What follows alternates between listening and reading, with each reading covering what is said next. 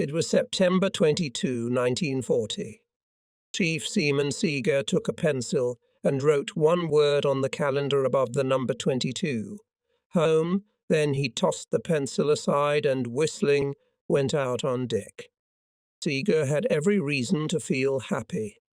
At first, when the old man had appointed him a member of the small prize crew that was to take the Tirana home, he hadn't been too pleased. It would have been fine, he thought. But a 10,000-mile excursion through the English blockade on a ship with 14 guards guarding 300 prisoners is far from a fun ride. When all the details are taken into account, especially the fact that the long-awaited French shore is only miles away, that is 4,500 tantalizing meters or 3/4 of an hour's leisurely passage, it worked out pretty well. They were home, or well, almost home. A satisfied Seeger whistled louder. He whistled Tipperary. You might think the choice of tune a bit odd for a fiery fighter for the Third Reich, but it was easily memorable and brought back memories of the Atlantis. He remembered that the prisoners from Kemmendine had told him how they had sung this song and Mademoiselle from Armentières just the day before their capture. Funny how obsessive some tunes can be. His father used to whistle Tipperary. He heard it and remembered it. What's that English saying? We have a long way to go. Lieutenant Mund eyed the French fishing boats standing near the hull of the Tirana, and the men listening with frank incomprehension to his uncertain French. They seemed to him as symbolic as a dove descending on Noah's Ark. He could hardly believe what had happened. The most dangerous trek was over, and the constant tension that had sustained him all these days had shrunk and vanished like a bullet-pierced balloon. In a quarter of an hour he, Munty, would be ashore. He would walk briskly along the cobblestone sidewalk, watch the sun reflecting merrily in the puddles, listen to the squeak of wheels and the joyful voices of women, rejoice at the sight of the green shutters on the grey stone walls. He had orders to report the arrival of the prize ship to the Naval Command and organize its reception. He still couldn't believe that everything had ended safely. Perhaps there was an award awaiting him, or even two. Or perhaps they would be greeted by an orchestra? Mais je ne comprends pas. The voice and the incomprehensible expression on the French skipper's swarthy, weathered face brought Munt roughly back to earth. He took a deep breath and went back to the difficult task of trying to talk to a bunch of idiots who didn't know their own language. Realizing that his crew's awe of their commander's linguistic abilities was waning by the minute, he explained very slowly, carefully enunciating each syllable as if addressing an underdeveloped child, that he needed to get to shore. The process was difficult and demanding, and when the agreement was finally reached, Munt felt himself sweating. Once in the dinghy, Munt tried to engage in conversation with the French, but they remained stubbornly silent. They looked at him with a phlegmatic indifference that made the German lieutenant feel a certain discomfort, and once on shore he felt that his initial enthusiasm had waned somewhat. He looked around helplessly for some person in charge, and a strange, hitherto unexplored feeling swept over him. Atlantis was a closed world, and Tirana was an extension of it. And Naumann suddenly felt the first results of his long detachment from shore. He was lonely and lost among the people, felt incomprehensible detachment from them, embarrassment in an unfamiliar environment. No, there would be no orchestra. He realized this after 5 minutes. He had a devilish job to do, to get through the telephone to the naval headquarters. He didn't know who he was talking to, but his interlocutor was extremely annoyed at being cut off from what he was doing. By the second minute of the conversation, Munt was beginning to feel guilty and the need to apologize. Then he talked to someone else. His new interlocutor regarded the arrival of a loaded prize ship from the other side of the world with less enthusiasm than a lockmaster who is pulled away from his Sunday lunch to let a rubber boat through. Tirana had to stay put. Due to the presence of enemy minefields, she could not enter the Gironde without a minesweeper escort, which might not be allocated until the following morning. Tomorrow morning, Munda marvelled. But that is still 12 hours away. And what is 12 hours? The voice in the receiver screeched indifferently. You'll wait. But what if enemy submarines show up? Munda protested. Don't worry. The voice laughed back. They are not here. Munda stepped out onto the sunlit quay again. He felt a vague uneasiness that he could not shake off. Naval Command West worked here all the time, he assured himself, and knew the situation better, and there was no way a ship could make a voyage like the Tirana and get into trouble at the very end. It would be too unfair. The English passengers of the Tirana viewed the French shore with somewhat less pleasure than the other prisoners. Nevertheless, even they recognized that things were not so bad. After the spot and conditions of the Atlantis, the Tirana seemed luxurious to them. There was room enough for 95 white passengers and 179 Indians, and there were comfortable quarters and service for civilians. But still, it could not be said that the people felt as if they were on vacation on a sea cruise. Everyone understood that the final destination of their journey was the camp. On the first leg of the voyage, the optimists expected to encounter a British warship every day. When 2 days into the voyage, the Tirana only by happy accident parted company with a British cruiser, they were genuinely happy about it. People had been told that the Tirana would not go into battle. With such a cargo and a paltry crew, it would be ridiculous. But who knows? Anything could happen. Therefore, new fears began to appear. The approaches to the German-occupied ports were tightly patrolled by British submarines, ships from which it was difficult to expect great discretion in the choice of victims or tender care for passengers and crew. Therefore, the captives looked at the Spanish shore, which appeared in the distance with ambiguous emotions. Finding themselves, so to speak, in enemy territory, they decided to accept the inevitable and let it be. Whatever awaited them, one thing was certain: they had succeeded in keeping the children safe from the dangers of the sea. Returning from shore, Munt noticed 2 or 3 children running merrily around the deck. What was in store for them? The unfamiliar conditions of the internment camp were unlikely to affect them as much as the adults. Strangely, the children of the world seemed to possess a kind of protective reflex, a kind of elasticity, an ability to find pleasure wherever they found themselves. Seeger physically felt the curiosity of the prisoners, when, instead of entering the Gironde at once, the Tirana moved slowly along the shore. He heard someone ask, "What the hell are we waiting here for?" The reply was uttered by a well-tempered Norwegian, a voice Seeger recognized. Surely some nonsense on the shore. Seeger, who knew the real reason, kept his mouth shut, but the rumors spread anyway, as they always did. The Royal Air Force dropped mines in the river, making it unsafe for shipping. But there's no cause for alarm. No cause for alarm. A minesweeper escort will come up in the morning and escort the Tirana into port. Well then, we'll spend another night at sea, said one of the Englishmen cheerfully. In his cheerful voice there was a clear sense of pride in the Royal Air Force, which had done such a good job.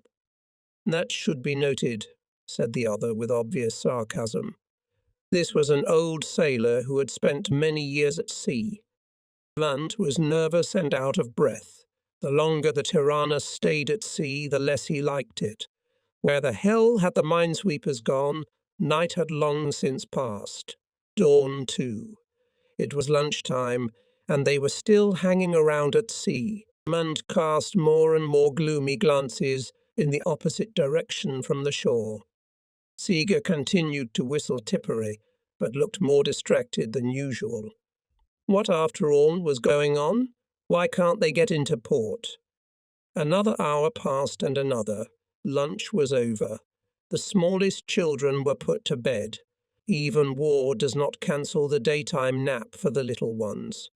Some women sat on the deck, the soft sun caressing their pensive faces. They were thinking of home, wondering what fate awaited them on this suddenly foreign shore.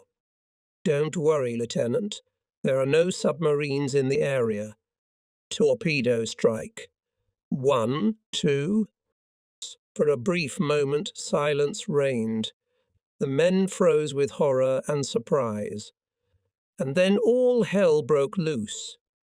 The hitherto horizontal deck tilted violently, one handrail almost touching the water, the other soaring high into the air.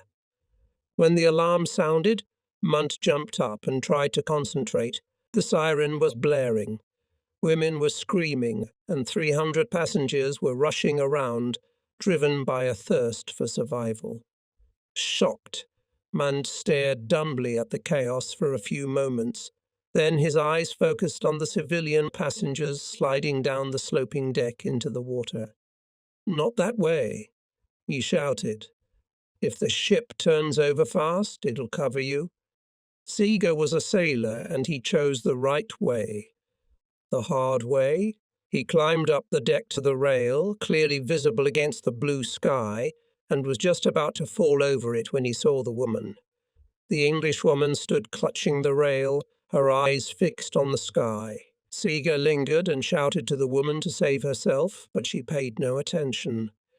She was frozen in place, watching the sparse clouds with a strained gaze, and mentally she was clearly very far away from the nightmare that surrounded her. For God's sake, jump," Seeger wailed. The woman didn't react in any way. "Jump, you idiot. The ship is sinking," cursing and cursing his conscience for not letting him take care of saving his own skin. He moved, almost hanging from the rail, to the woman. "Oh, come on, we'll jump together," he said, and patted her on the shoulder. "You'll get help down there?" The woman turned around. Her face was calm and somehow frozen. She's mentally somewhere very far away. She's just not here, the sailor thought. She didn't understand what was happening, shock paralyzing not only thought but fear as well. Seeger tried to tear her hands away from the rail, but to no avail. Delicate thin fingers dug into the metal. Suddenly the ship jerked violently. In desperation, Seeger pounded his fist on her wrists, hoping to force her fingers apart. "Jump," he almost sobbed. Another concussion and the ability to think left him. He came to his senses only in the water and realized that he was desperately rowing away from the whirlpool created by the sinking vessel. "Don't worry, Lieutenant." And on the Gironde, a flotilla of minesweepers had long been standing ready. They had been standing by for many hours, waiting for orders. The sailors were ready. The officers looked impatiently at their watches. It was only a matter of an order, which was not forthcoming. Due to someone's gross error, the order had come a few minutes before the Tirana received the fatal blow. In other words, too late. So instead of triumphantly escorting the valuable prize to port, the minesweeper crews had the sad task of searching for survivors among the floating wreckage. The order to go to sea came so late that they did not succeed even in this noble mission. A German Air Force plane was the first to arrive at the scene of the tragedy, followed quickly by a destroyer. Upon entering the blockade area, the passengers were warned that they must remain clothed at all times, day and night, and keep life jackets with them. As a result of this sensible precaution, many people were saved. However, the percentage of fatalities was still tragically high. The accident happened so quickly that the children had no chance of survival. Robin, Sally, and their mother all perished.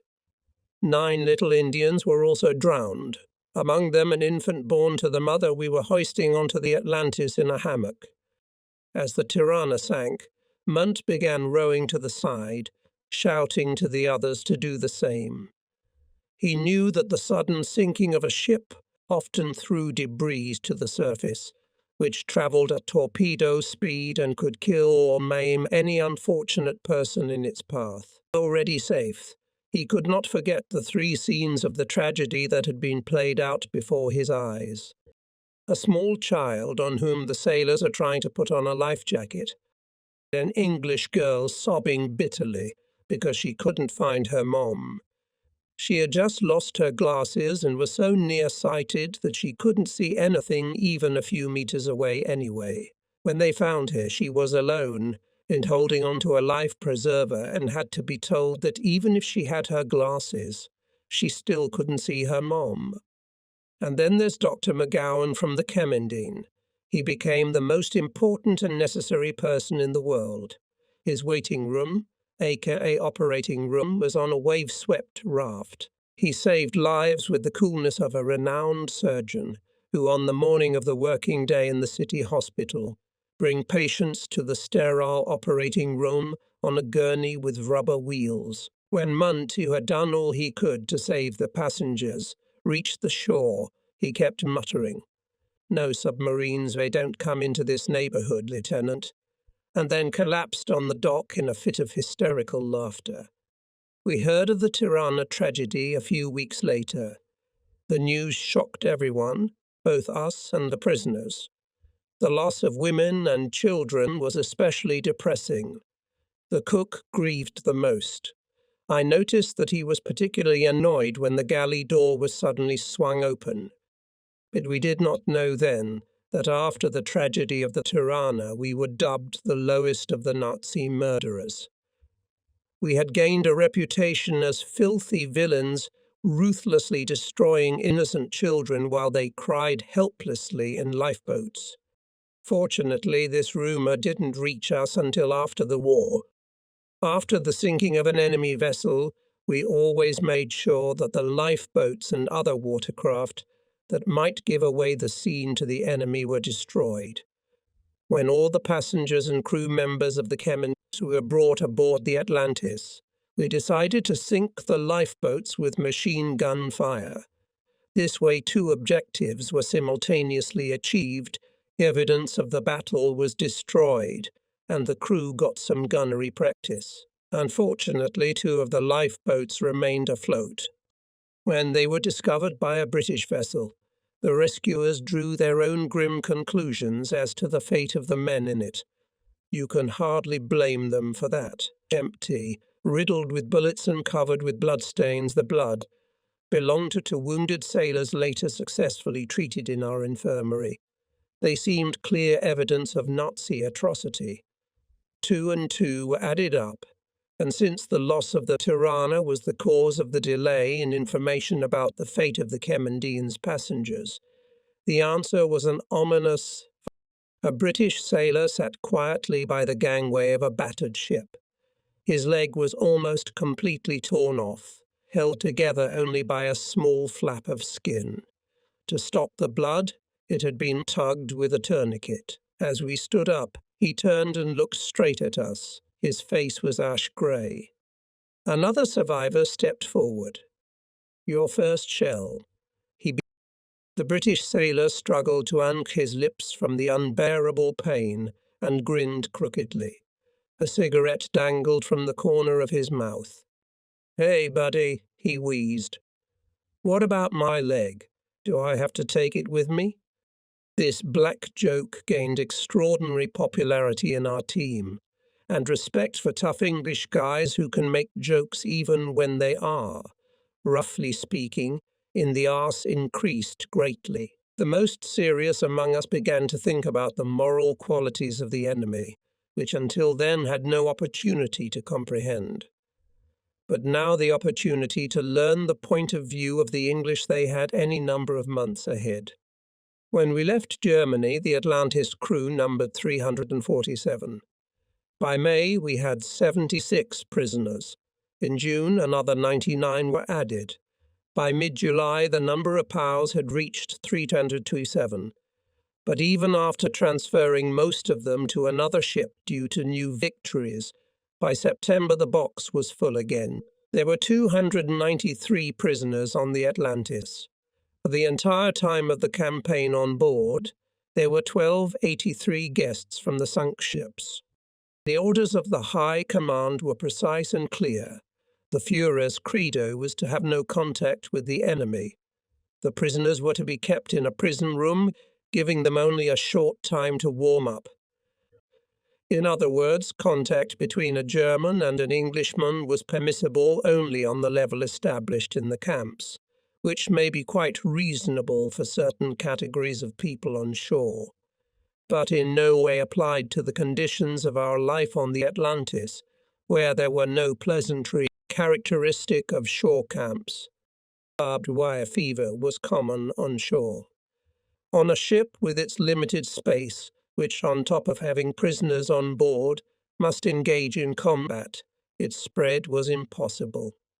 Rogge thought the problem over carefully, took into account the stress of the men crammed below deck in the tropical heat, stress compounded by fear as guns rumbled overhead, and decided that such conditions of confinement could be described as unhealthy. He decided to modify the instructions somewhat, giving the prisoners as much freedom as circumstances would allow, with the unconditional assurance of the safety of the ship. In general, the problem of prisoners presented us with a very specific choice. On the one hand, we could not leave the men to their fate in secluded waters. On the other hand, we couldn't go into frequented waters, thereby putting ourselves at risk. And in either case, dinghies were not at all the safe place prescribed by international laws. And from every ship we sank, new occupants were brought into our captive quarters. Eventually we made the decision to rescue everyone we could, and even took some risks, allowing the prisoners to stay on deck for up to 10 to 12 hours a day. The men needed fresh air, and we endeavoured to give it to them. The prisoners' quarters, for obvious reasons, were on the lower deck, lower than our crew quarters. Although, when the number of captives increased, we moved the Asians to the mine compartment, still the conditions for the Europeans left much to be desired. It is difficult to describe how people feel when they are in such cramped conditions. When the temperature is constantly over 30 degrees Celsius, despite the presence of special fans, the place was more like an oven, and one of the prisoners who had been there, a resident of London, once told me. It was a stinking dungeon, densely packed with bodies. An accurate description. The worst moments for the prisoners came when we engaged other ships. Although we promised that if we were defeated, they would be given the same opportunity to escape as the crew, they realized that they could face considerable hardship along the way. When I once reminded one of the prisoners that we were all in the same boat, he described their situation in one apt phrase. "Yes, mate, but we'd be more satisfied if your boat was upside down." On another occasion, an English prisoner stated, "Why don't you cut an escape hatch in the bottom and give us the keys?" It was impossible to change anything anyway. The situation of the prisoners locked below was hard to envy. It was bad for them, but it wasn't too good for us either. During the day, the indefatigable Captain Windsor used to walk the decks and persuade anyone who would listen. "You realize this can't go on forever. Soon enough, you will meet a cruiser that will put an end to your deeds." But in spite of the bravado of Windsor and the other prisoners, we knew that they were experiencing the agony of expectation, the fear of such an encounter, so intense that it made our own troubles seem petty in comparison. What a terrible dilemma! To know that the guns of your countrymen have become the enemy to be feared in the first place, to realize that an inquisitive friend may become an executioner. During our first operations, the prisoners knew nothing of the vessel we were shelling, nor of the present state of affairs. Their sleep was interrupted by an alarm signal, followed by various noises indicating hurried preparations for battle. I suppose they were most disturbed by the clanking noise of the ammunition being hoisted through the steel shaft that ran through their room. Then the guns would fire. The sound in the metal box of the hold must have been quite impressive, with the concussion spreading across the red-hot steel deck like an electric shock, and concluding with the staccato of shell casings falling to the deck. I had only once been in the prisoners' quarters during an alarm. It was only a drill, but I got a good idea of how they felt when there was a real battle going on. It was there among 200 people, in a cramped, semi-dark room filled with not very pleasant odours, with laundry swinging on ropes stretched between the bunks, catching everyone who passed by, that I made the decision to do everything in my power to reduce at least the fears of these people. From then on, we began informing the prisoners that we were going to attack, that the target was a merchant ship and that it would be over quickly.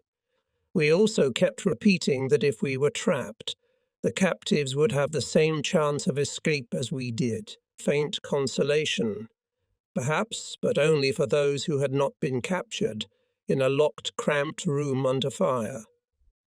I believe that at such moments, even to the most intransigent of our guests, who prayed fervently for the end of Atlantis, there came the thirst for survival that is to every man, however strong his spirit. There is an entry in my diary of a conversation with Captain Windsor, who neatly summarized the different views of the situation prevailing among the captives and those who took them prisoner. We talked to Windsor about the hottest spots on the planet. That would be Aden or Saigon, I suggested. You don't know where the hottest places are yet, young man, he grumbled. Where?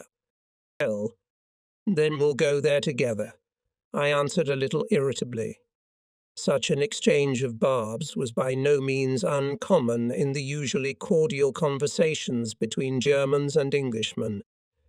Still, though each side had respect for the individual personalities of the other, we did not forget that, by the will of the war responsible for our meeting, we were enemies.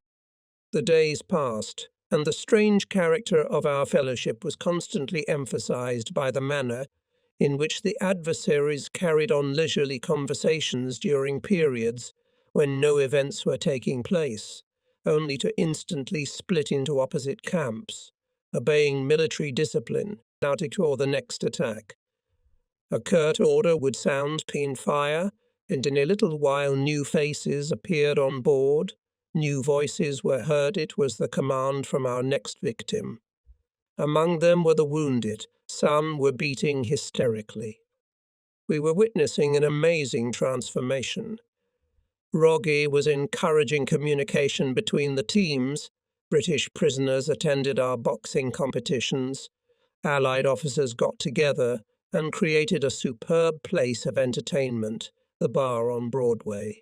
In fact, the Norwegians were senior partners in this brainchild of two passengers, both employees of the whaling company, although the British soon showed interest too.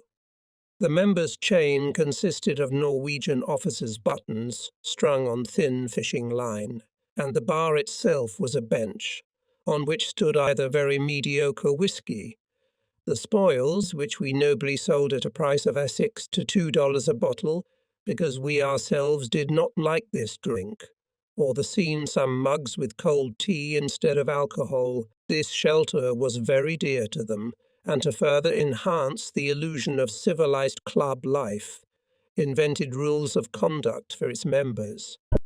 The club committee decided to accept German officers as members, but both guests and hosts were subject to an obligatory rule: no political discussions. So we forgot about the war for a while, talked about our lives, the movies we had seen before the war, the books we had read, the adventures we had experienced in that past life that had ended centuries ago. But no matter how hard we tried, The head of the unfortunate King Charles still appeared in front of us sooner or later, still covered in blood. Talking about home brought up thoughts of relatives and friends. Thinking of relatives made us think of the dangers they too are exposed to. You start thinking about it and willy-nilly touch the taboo topic. The reasons for the war, who is to blame, whose country is right, and whose is wrong. Automatically the conversation turns to heightened tones, passions flare up, because each participant is a patriot of his country. All this is insanely interesting. But let's talk about sex. This remark could not but have a cooling effect on the heated atmosphere of the dispute. It was first uttered by a senior British officer, Captain Armstrong White, whose ship, the city of Baghdad, as you may recall, was our third victim. Let's talk about sex. In those days, this phrase was a sure recipe for bringing rampant passions, fueled by wartime and the atmosphere of the tropics, back within the bounds of good manners. But the exchange of courtesies in everyday intercourse by no means excluded practical steps concerning the broader issue at stake. Oh, that dispute, sharp, all-encompassing, when every possibility comes into play. I recall some examples of manoeuvring going on behind a seemingly cordial facade. The friendly Armstrong White kept a list of our prizes, names of prisoners, arrivals and departures of supply ships, and collected other information that later proved very useful to British intelligence. The indefatigable Windsor constructed for himself a sextant, by means of which he obtained fairly accurate data as to our course. Captain Smith of the Zamzam, transferred to the Dresden, assisted the monocle-armed Dr. Hunter in plotting the course. Ordinary sailors made a peephole in the bulkhead, through which they could watch what was going on in the hold where the seaplane was located. They also regularly threw bits of paper into the water and made calculations of speed and bearing. All of this came to the surface as much a part of the Atlantis saga as any of the deeds of our men when the enemy's guns finally decided its fate. While our ship wandered the vast expanse of ocean, such a thing seemed pointless and was done only occasionally. But when the invisible spirit of war, commanding human destinies, plunged us into the abyss of hostilities, such actions became as much a part of our daily life as eating or drinking. We used the camouflage of neutrals to hide our guns. We studied and analyzed every document we could find on captured ships, then sent what seemed important to us to Berlin. Our prisoners received information through friendly conversations with crew members. I recall a day when our doctor gave a birthday party for one of the English captains, which ended with the Englishman dead drunk, falling asleep on the doctor's bed and the latter in about the same condition stretched out on the sofa. I also remember how the English artist, taking every opportunity of contact, drew up, on the basis of what he had heard, a remarkably accurate plan of our ship. He made only one mistake. He indicated one 8-inch gun on it. Sure, some friction arose, but it was so few that it surprises me to this day. In General Rules for Captives, I personally edited Rule number 6. It began, "The commanding officer shall facilitate conditions of confinement by allowing time on deck, providing facilities for personal hygiene, etc."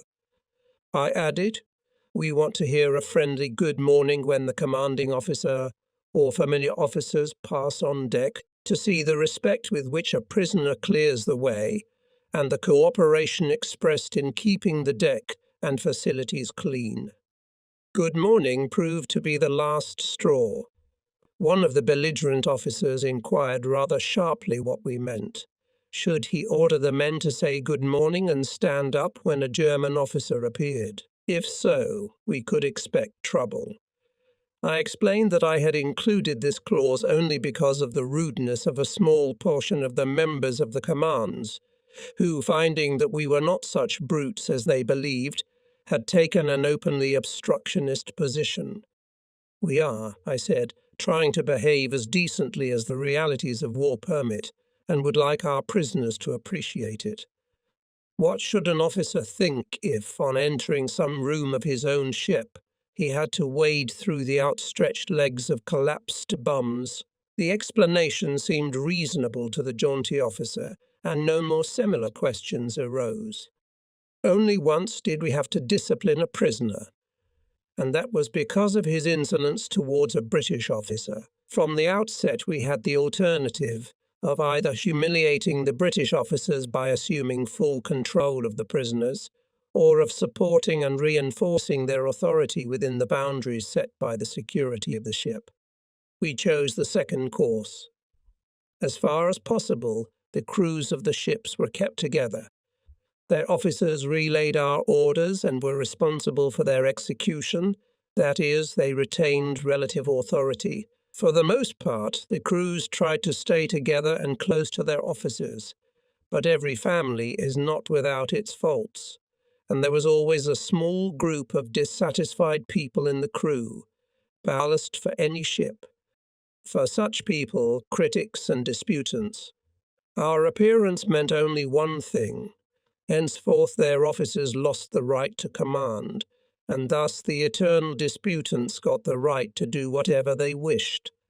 In the case I am describing, a sailor refused to obey his captain's orders, and the latter, deprived of his confidence in his new capacity as a prisoner, was about to do the work himself, but one of our men intervened. The sailor was brought to me. "Why did you refuse to obey the order and insult your captain?" "I'm not his bloody servant," he replied. "We're all equal now. He's no better than I am, and he can't make me do what he wants." We sent him to the holding cell to think at leisure about his behaviour. When the captain asked for leniency for the stubborn sailor, Rog, with his usual brusque directness, replied, "You say it's a trifle, but in this case I'm not interested in your opinion. I am very much interested in discipline. If others see that a guy can easily get away with insubordination, they will follow his example, and then it'll spread to our sailors. That kind of thing spreads faster than any contagion." The sailor did not like the punishment cell, and in a few hours he fully realized that he was wrong. A harsher punishment was determined by a court-martial for another misdemeanor involving our prisoners, but this time the culprit was a German sailor. After the capture of his vessel, a British officer inquired what had happened to his binoculars, which for personal reasons were very dear to him. I replied that the binoculars were on board the Atlantis, and although we could not allow him to have the item during the voyage, it would be kept as his property.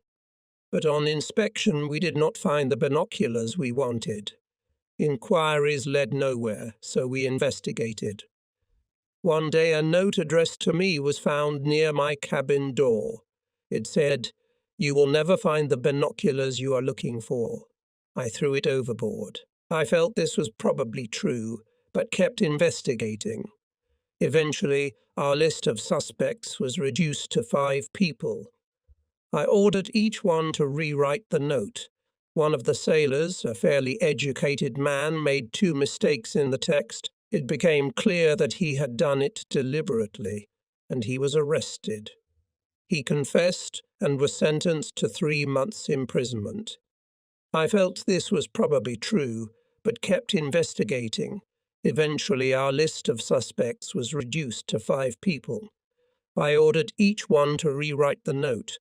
One of the sailors, a fairly educated man, made 2 mistakes in the text. It became clear that he had done it deliberately, and he was arrested. He confessed and was sentenced to 3 months' imprisonment.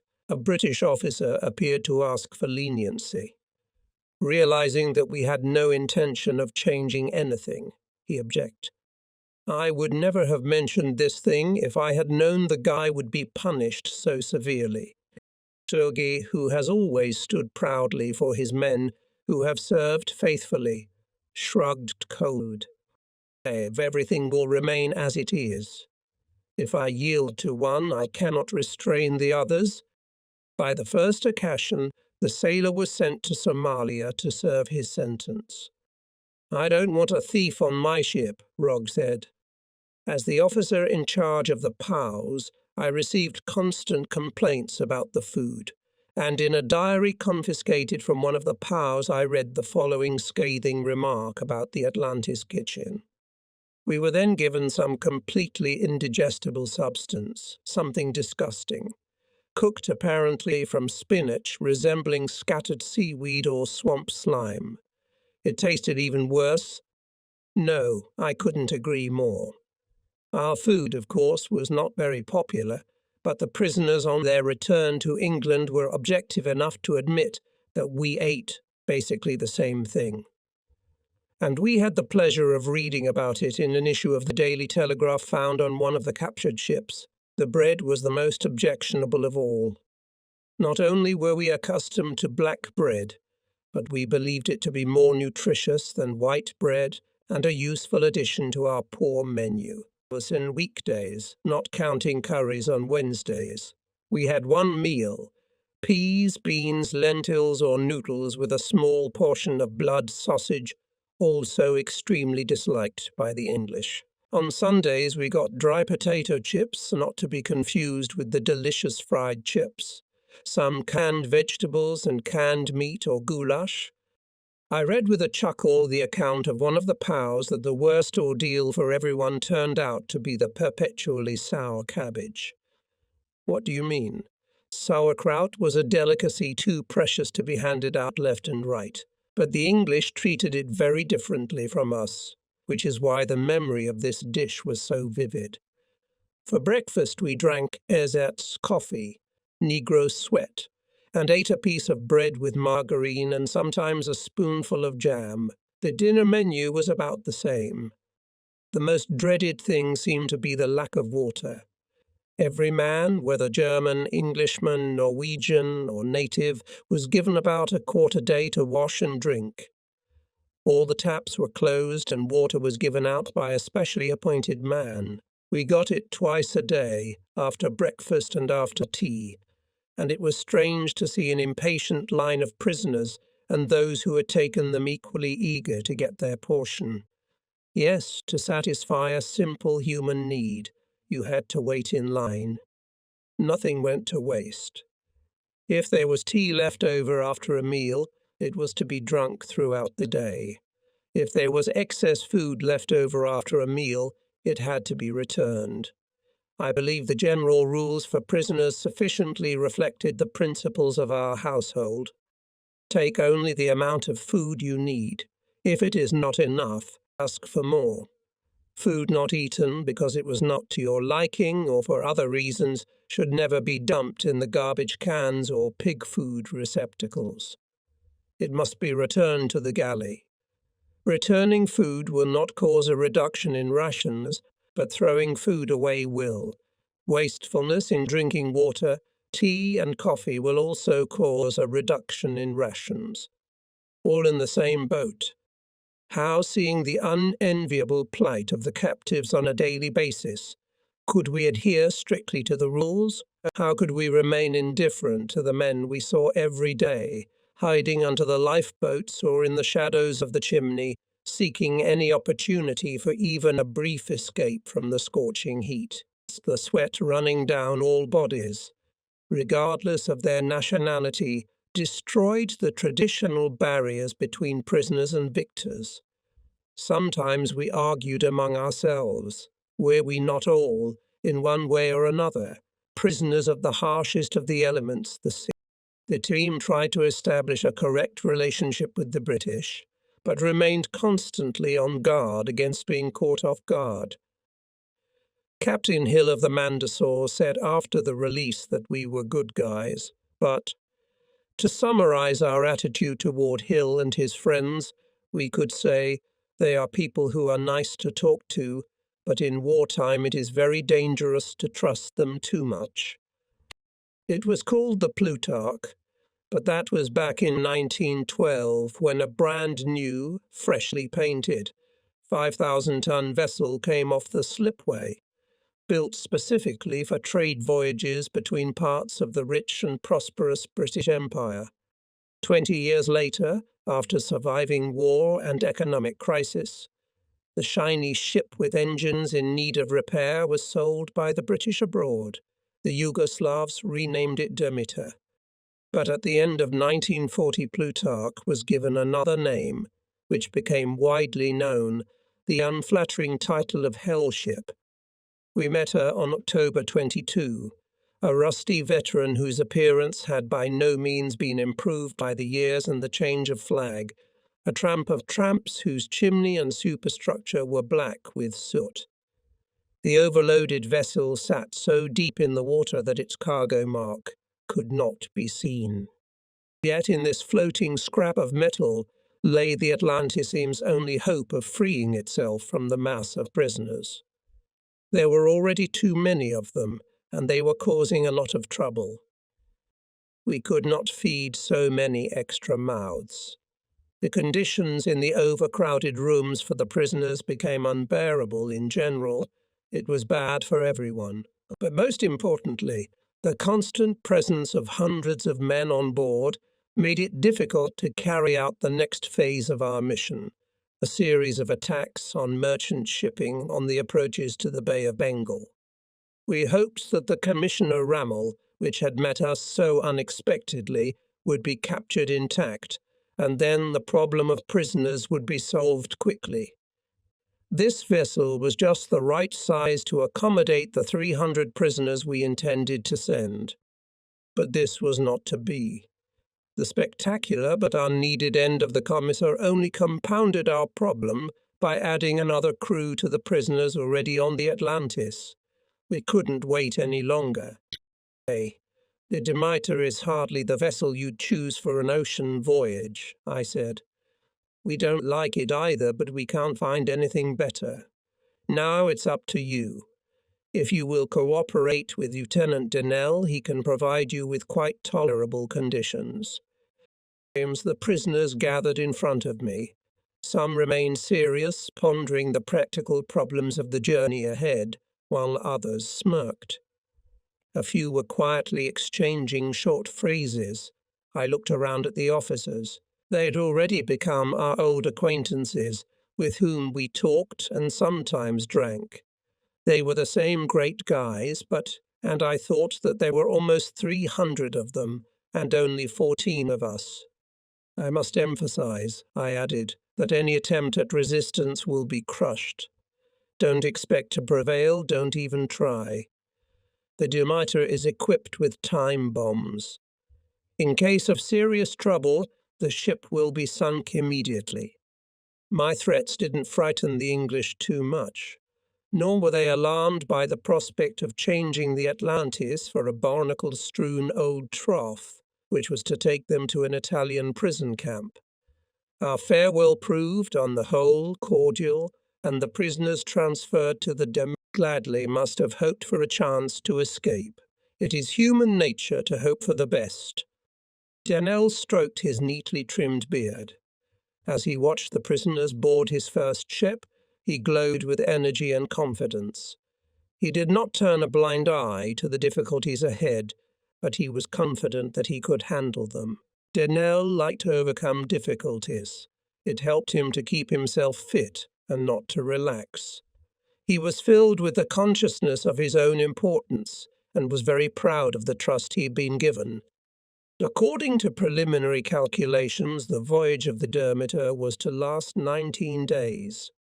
The prisoners were told that they would be at sea for 2 weeks or a little more, to keep the prisoners in a peaceful mood. Denell was to make regular reference to the message he had just received from Atlantis, which would create the illusion that the raider was in close proximity and would quell any rebellion that might arise. It couldn't be said that Denell was seriously concerned about the prospect of a riot on the ship. Of course, it was better if the voyage was amicable, but if not, he had at his disposal very effective means of quelling riots. A machine gun was mounted on the bridge, aimed at the bow of the ship, where prisoners were being held behind a barbed wire fence. When the guard called for silence to the homogeneous crowd of 300, "Gentlemen, I'd like to demonstrate something to you." He waved his hand, and the silence was broken by a long machine gun burst. The bullets, flying into the water, raised fountains of spray.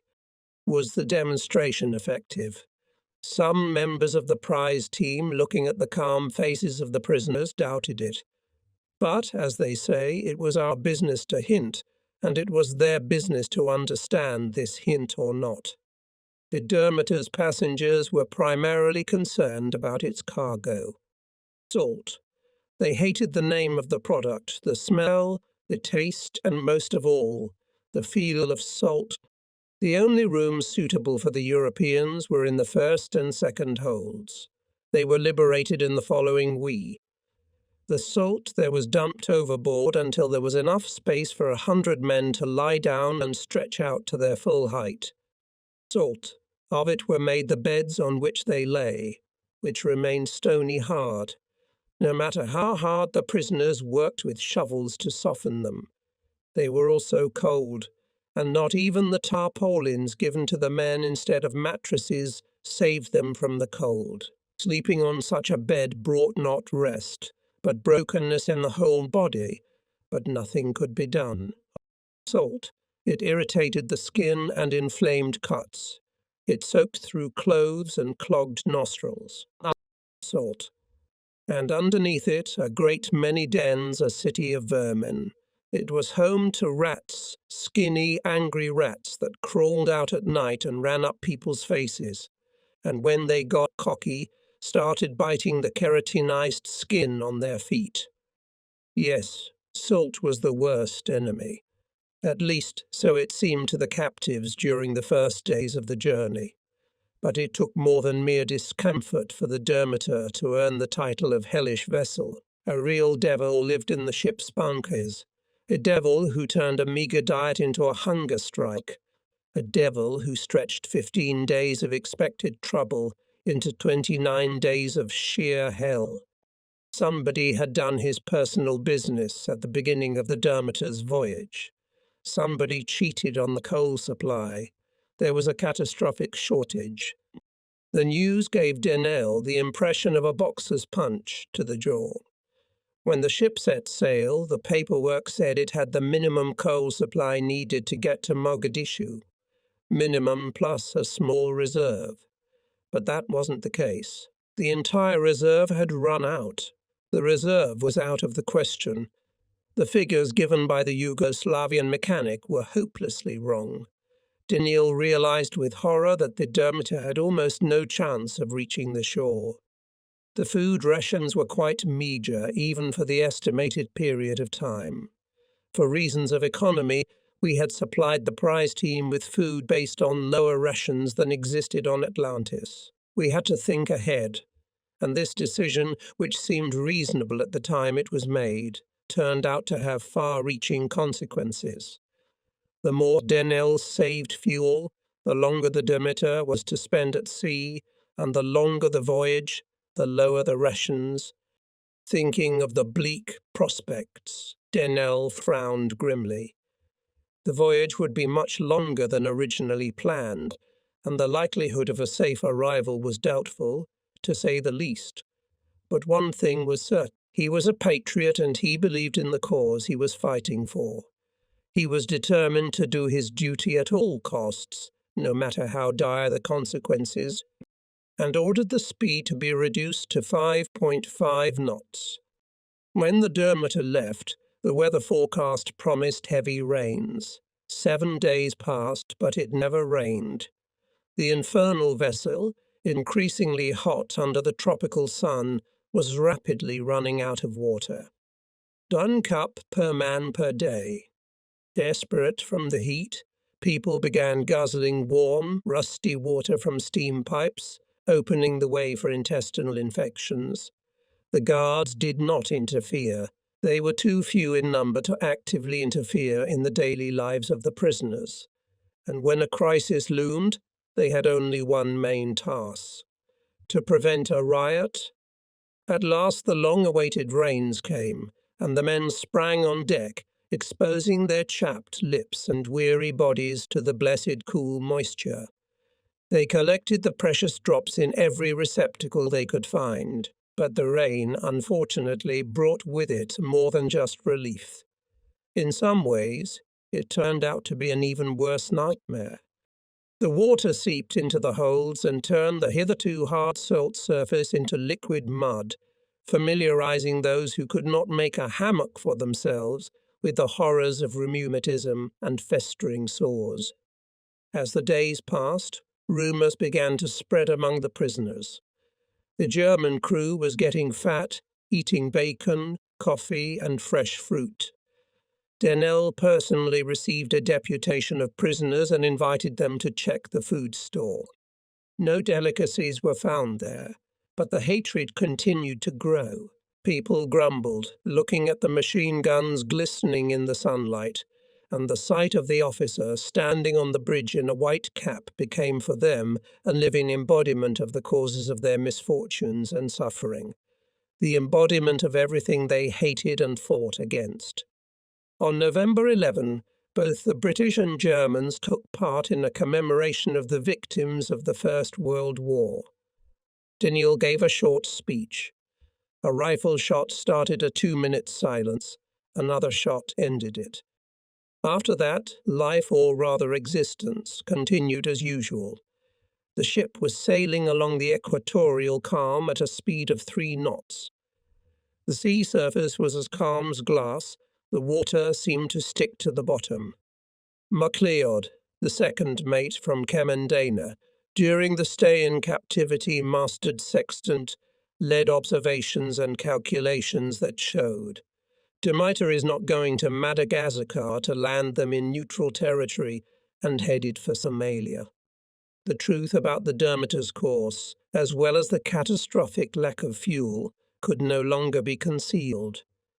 The stench of burning paint spread throughout the ship, causing nausea in the exhausted men. At first, the prisoners thought the ship was on fire, but then they realized it was another product of Denel's ingenuity. When only coal dust remained in the bunkers, he began to make fuel briquettes from ashes and paint. Denel did his best. Pieces of tarpaulin were tied together and placed on the sylinga in an attempt to harness the power of the wind. All the ship's furniture went into the furnace. Demeter was slowly moving forward, the anxious, sweating lieutenant, not at all like the invariably neat Denel. For a moment even believed that the prize would reach Mogadishu after all. But bad luck pursued the ill-fated vessel. From the intercepted radio message became obvious that the British cruisers bombarded the city. Shelter had to be sought elsewhere. The hatch covers went into the furnace. The stern booms were cut off and went in the same place, and the wooden deck plating followed, and the ship kept on going. On November 22, Demeter reached a small settlement called Warshake. Instead of 18 days, the voyage had taken 29. Denel, who had no charts of the maritime area, began to call a pilot from the shore. But Warshake seemed extinct. There was no reply from the shore. By 4 o'clock, Denel's patience was exhausted. He decided to steer the Demeter to shore himself, and 5 minutes later, the ship ended up on a coral reef. So it was Somalia, but instead of glory, they were waiting for tattered trucks. To be precise, there were 8 trucks, and they were loaded with not only British prisoners, but also an angry, protesting Denel along with the prize crew.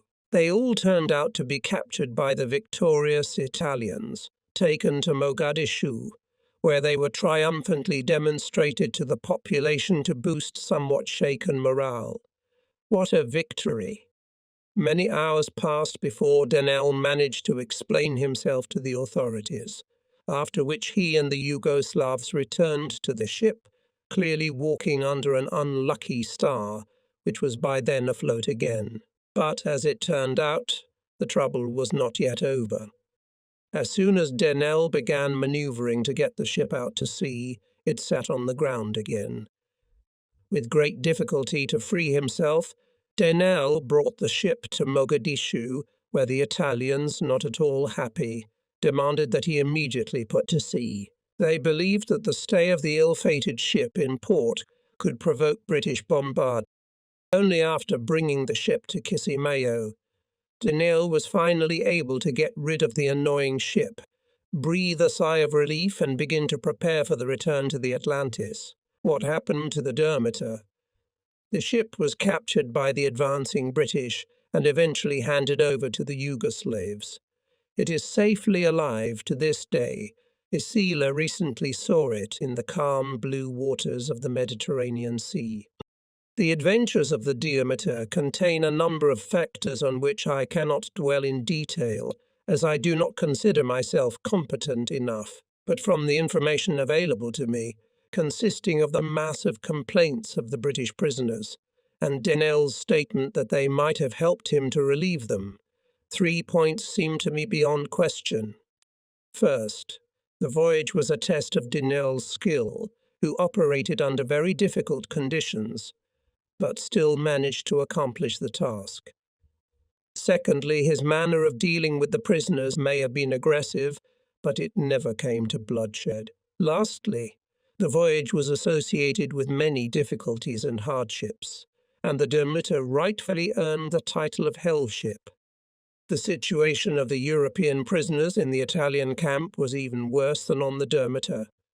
They were provided with only the most rudimentary medical care.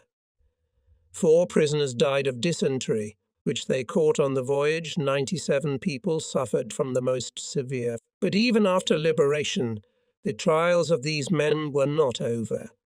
In an Australian newspaper of the time, I read, one of the bitterest grievances suffered by some of the sailors is connected with their reception in British East Africa after liberation.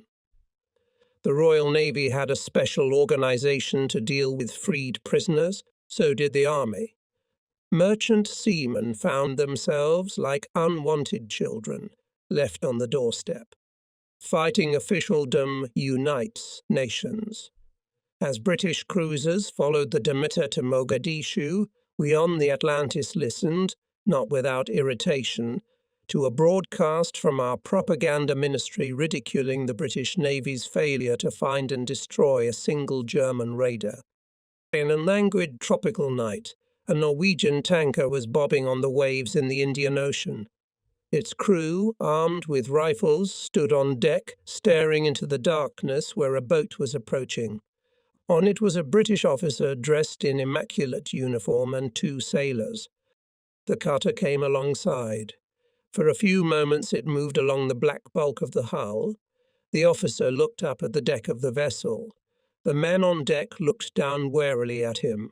As the boat rose on another wave, the officer grasped the lower chain of the guardrail and a second later was standing on the deck of the ship.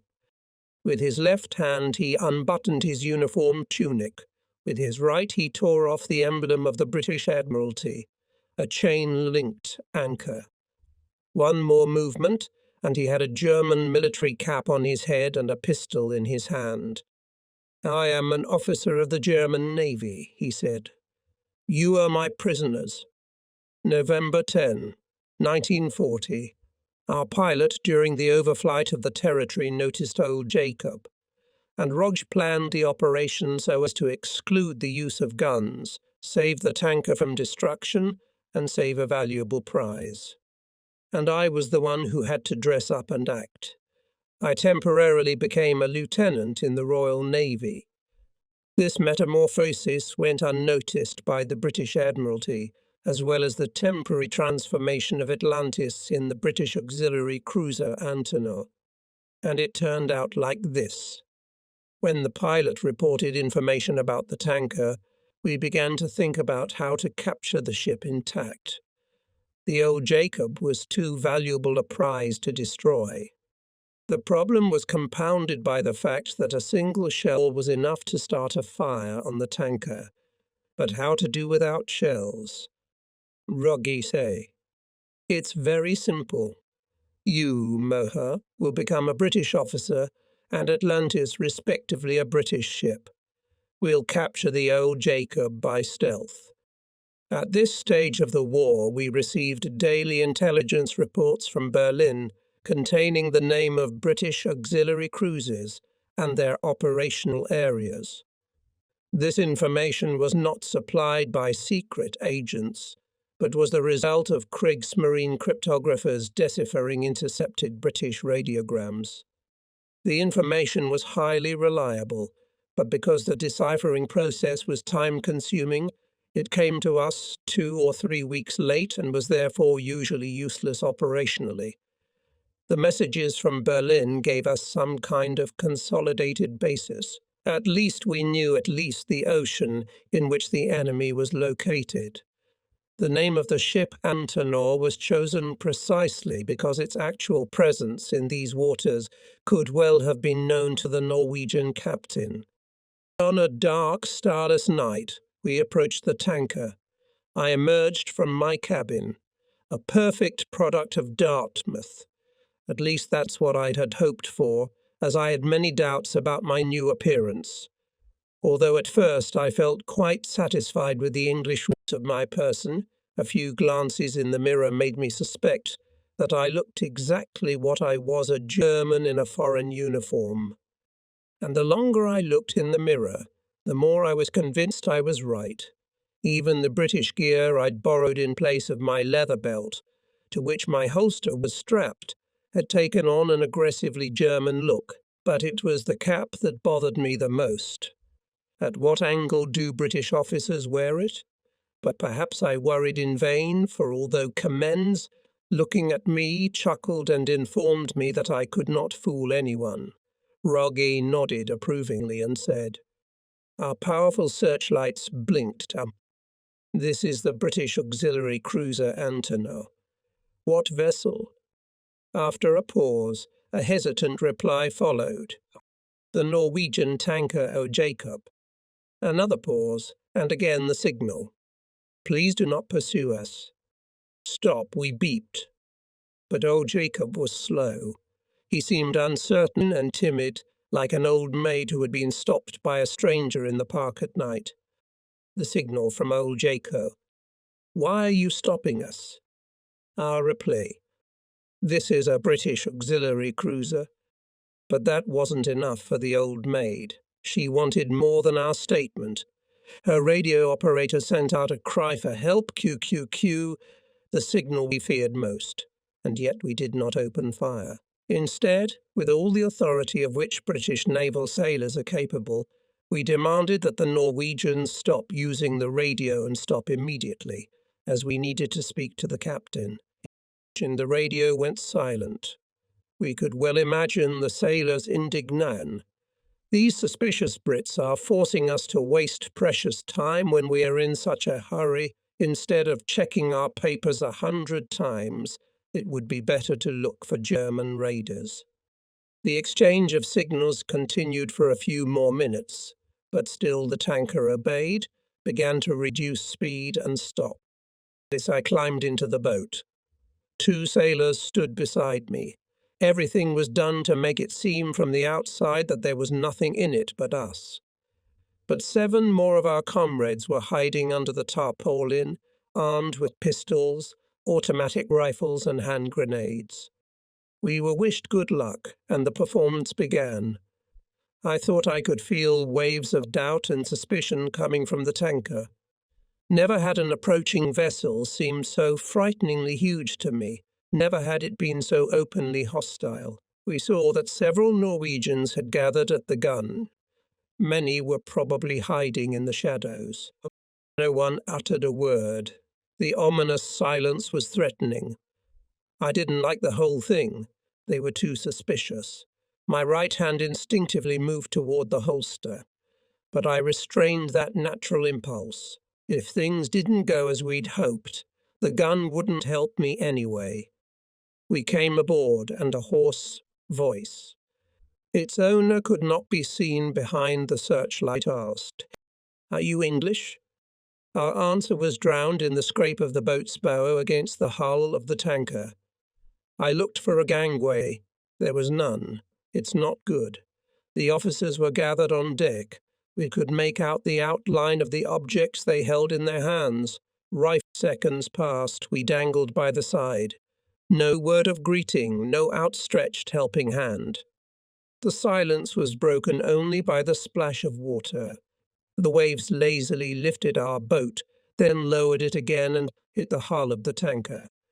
This could not go on, waiting for the boat to rise once again on a wave.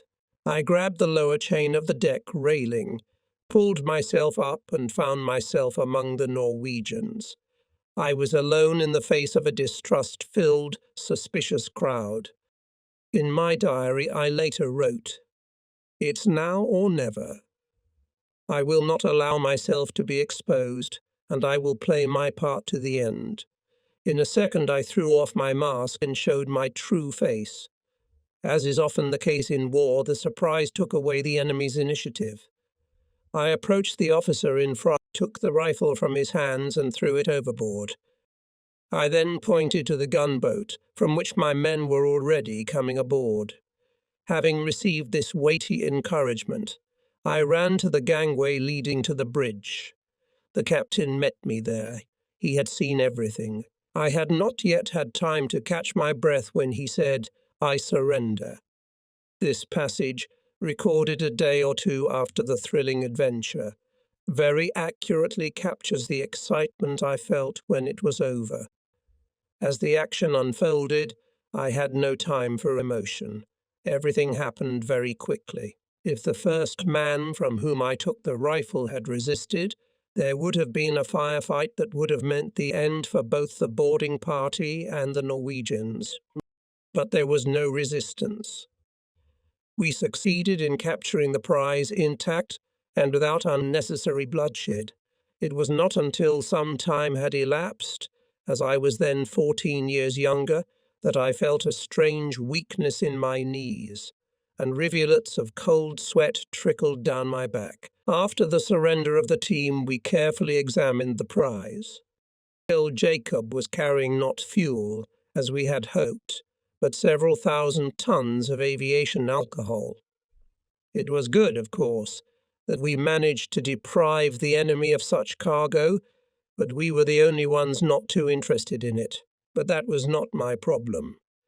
In the meantime, we had to take measures to calm the suspicions of those who might open a hunt for us when they heard the first cry for help from old Jacob.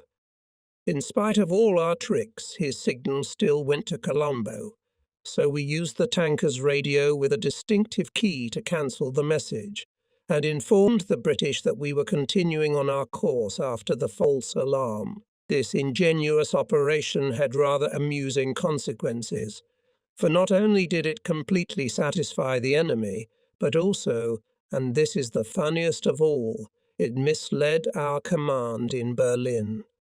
From there we were sent a communique stating that ships in the Indian Ocean were so concerned about our presence that a Norwegian tanker raised a panic at the approach of a British auxiliary cruiser, although later cancelling the signal for help. The incident with the tanker Old Jacob was an adventure, at least in our recollection, which formed a pleasant contrast to the usual brutality of our mission. Not a drop of blood was spilled during the capture of the vessel, and no damage was done. Unless, of course, one counts the hurt feelings as such. In order to exclude any misunderstanding of our tactics, I will explain that flying a foreign flag or going under false colours is a perfectly legal military stratagem under international law. The only condition is not to take hostile actions before the disguise is dropped. And it is permissible to use not only the flags of neutral countries, but also the flag of your enemy. The above-mentioned condition applies not only to the ship as a whole, but also to its individual representative. Therefore, I had to shed the British masquerade and reveal my German military uniform to the world before I could draw my weapon. And on the Atlantis the military flag was always flown before the firing began. A subtle distinction. an emphasis on the letter rather than the spirit of the law. The law defines all the nuances quite precisely, and we tried to follow at least the letter of the law. About the same time, and in a similar manner, though under less strained circumstances, we captured another Norwegian tanker, the Teddy, which obeyed our signals at once. Stop immediately. What vessel? We beeped. What do you want? A search and seizure. All right. And after a few minutes. Can we go on our course? No. Wait for our boat. What vessel? As His Majesty's ship, the Antenna. Teddy, however, managed to get even with us, and by the time he was done with us, our faces were burning brighter than those of his officers. Taking the command of the Teddy on board, we sent the zealous feeler aboard the tanker to set the charges. Unfortunately, this time his enthusiasm took precedence over reason, and the charges, more powerful than usual, exploded with such spectacular effect that the vessel threw up a cloud of smoke that could be seen for miles around. The powerful black column might have served as an excellent landmark for the English looking for us. Feeler created an eruption of a kind of marine volcano, thereby forcing us to quickly get away from the scene of action, like burglars who accidentally hit the alarm system while opening a safe. I was probably the only one who rejoiced at this unexpected spectacle, as I was able to capture the spectacular footage of the sinking on film, footage that was later used in the movie version of The Cruel Sea. I received no credit for this masterpiece. I was not asked for permission to use it, nor was I paid a fee. This piece of confiscated enemy property, as well as everything else, settled in the archives of the British Admiralty, from whence it was obtained. I don't know what military trickery Mr. Montserrat used to obtain film footage of the tanker's demise, but one thing is certain. The horrors depicted in Cruel Sea did not really exist. There were no casualties on the Teddy. We had to disguise ourselves not only as military, but also as merchant seamen in the British Navy. During our wanderings, we once impersonated a British merchant ship. To do this, we even had to destroy 2 dinghies we had brought with us from Germany, for use in the Pacific, as they would have been out of place on a British merchant ship. We even constructed a very convincing-looking fake gun on a platform in the stern, exactly as we had seen on our victims. Captain Windsor, who once declared that he would never have been fooled by our silhouette modifications, certainly, if he had had our original description, sowed seeds of discontent in Ruggy's brain. Those seeds were destined to germinate during our long combat camp. We never found out exactly what was wrong with our ship's silhouette. Perhaps Captain Windsor's remark was based on the fact that ships built on the River Clyde have much lower cross beams than ours. In addition, the modern Maya carrier cruising stern was not often seen on British ships of the time. Their bridges were lower and their decks not so smooth. But despite such differences, we have found that a small amount of makeup, for example, putting on sailors' British hats and British gas masks, gives very good results. In the business of deception, the most important tool, both for hunter and game, was the radio, and as the episode with the old Jacob and other ships showed, it too could wear foreign colours. During the First World War, the operational build-up of forces could well be judged by changes in the flow of radio signals, and London, as well as Berlin, had learned to take advantage of this. Our own methods in the Admiralty were to maintain a constant flow of signals at all times, regardless of urgency.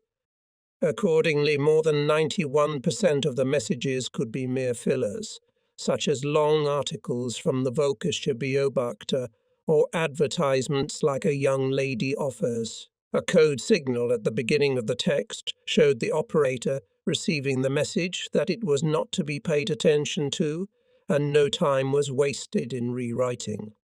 We had accustomed our military radio operators to adhere to a uniform style of transmission, to avoid significant changes in speed, and to give no key to identify the sender. This uniformity, however, had a number of disadvantages, which became apparent when we had to send messages which were implied to be from sources other than German. For such occasions, we had two former radio operators who had served in the merchant navy. These we had brought with us from Kiel. These men took the key in their hands when we transmitted messages to Mauritius or Colombo. They were forbidden to adopt the impersonal manner of the military radio operators. On the contrary, they were required to keep their individual style. The day after the success with Old Jacob, it was November 11, the anniversary of the armistice. Our thoughts were far from peaceful.